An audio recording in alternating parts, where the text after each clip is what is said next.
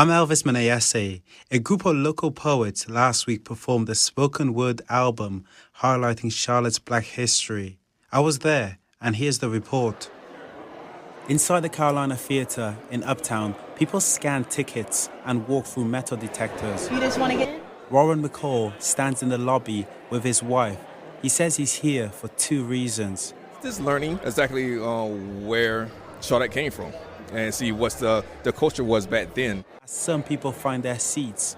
Others hold their phones in the air, waiting to capture the performance, titled Black Charlotte, a poetic celebration of place and folk. The performance features 11 of 15 local poets who recorded an album exploring Charlotte's Black history, from gentrification to integration and social justice. One of the first poets to take to the mic is Jar Smalls.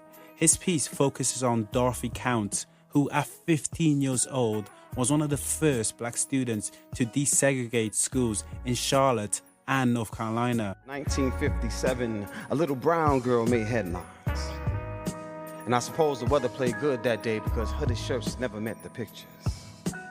The assignment was simple. No escorts.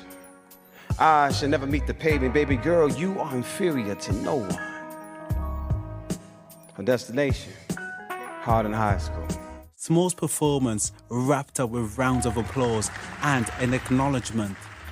Miss Counts is in the building, but I can't see her. But can we give a round of applause for Miss Counts? Jay Ward is one of the poets and helped curate the event. He says the goal of the album and show is to teach people who say that Charlotte doesn't have culture or who say that Charlotte doesn't have history. This is exposing the deep cultural history of Charlotte through its black neighborhoods, through its black communities and black folk. His poem touched on the destruction of black communities like the Brooklyn neighborhood, a thriving black neighborhood in Uptown, demolished in the 1960s in the name of urban renewal.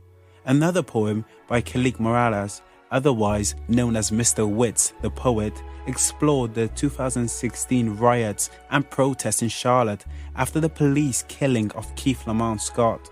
The newspaper read, Charlotte police protest.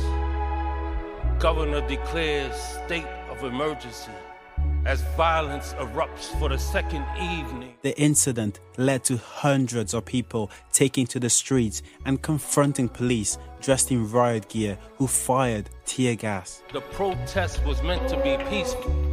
Unarmed people petitioning against injustice. No justice, no peace. Justice for Keith and Harmony stretched across the traffic. The officer involved, Brentley Vinson, faced no charges. Witt says his poem is a way to ensure history doesn't repeat itself. There has been a lot of modern day lynchings, and it's hard to bear witness to in our day and time. And you could imagine what the families go through.